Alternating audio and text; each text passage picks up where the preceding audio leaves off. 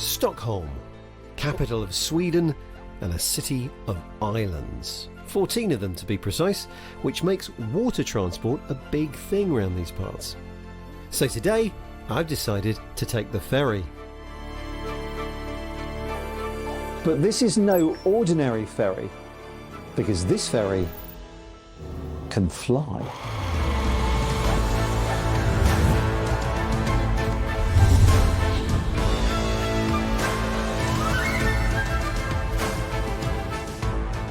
This is the Candela P12, the prototype of a ferry which should go into service in July 2024. And at its cruising speed of 25 knots, narrow wings called hydrofoils provide huge amounts of lift.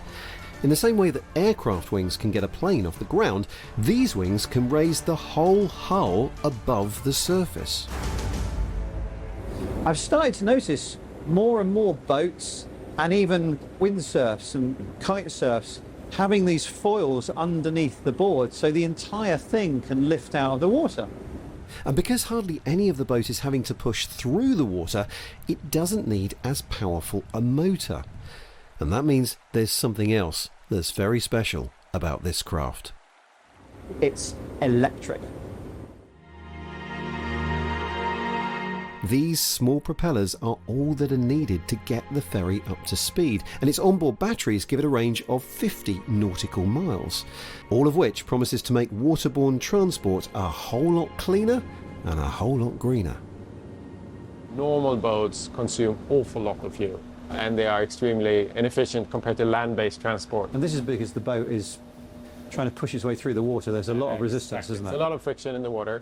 You can use batteries on ferries if they run very slowly. But whenever you want to go a bit faster, a bit longer distances, then the whole thing collapses. Because you could, of course, put in more batteries, but at the end you put in so much batteries that the boat will sink. So you have sort of a physical limit here that you can't get around. Yeah. Gustav says that 1 hour of charging will allow this ferry to run for 3 hours, meaning it could service commuters during the morning rush on one charge and be ready for the afternoon peak after being recharged at lunchtime. There's another advantage to being almost entirely out of the water too. It doesn't bounce about on the waves. And I've got to say, it is pretty steady. I mean, I can't quite tell that I'm out of the water, but I can tell that not feeling all the waves that I can see around. And actually, our camera boat is using the same hydrofoil technology, so you can see that it's also out of the water, which means that they can get some pretty rock steady shots of us too. I mean, look at Martin, he's having the time of his life out there.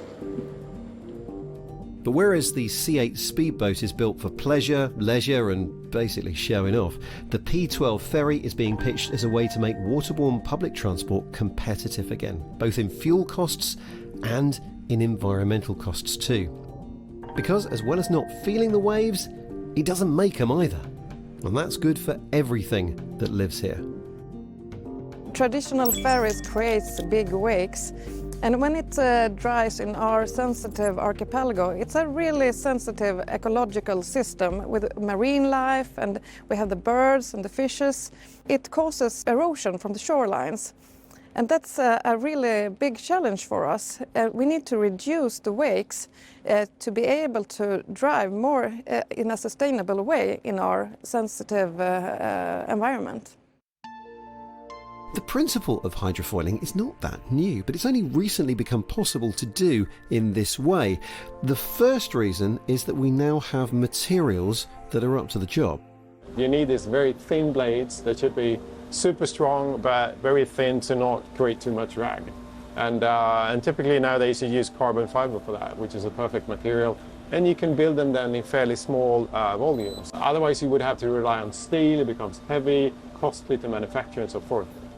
And the second reason is all the high-end computation that's going on below deck.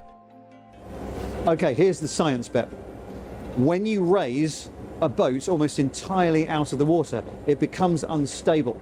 And that's because you've got all the weight up here above the wings that it's balancing on in the water. It's a bit like trying to balance a pencil on your finger. In order to keep it upright, you have to do a lot of that.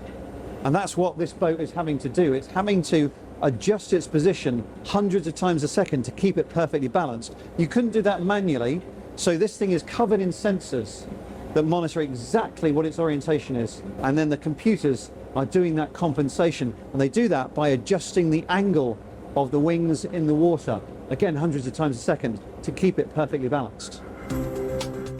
It's the same reason why drones are able to stay stable in the air. And in fact, on these early test flights, Christian here is able to tweak and experiment with the boat's behaviour by changing the settings live on his laptop. We're turning. One of the things that you can do when you're precisely controlling the orientation of the boat at all times is you can artificially bank like this when you're turning, which is more comfortable for the passengers. Because if the boat was to remain level, everyone would be pushed to one side. So this banking is artificial. There is a limit to the size of the swell this type of craft could cope with, but on inland waterways, this technology may very well soon be making waves. By not making waves. Although, like a lot of modern life, the smooth ride will depend on the computers and sensors doing their jobs at all times, which is no mean feat. Why has nobody made an electric hydrofoil flying ferry before? I think the main reason is that it's freaking hard.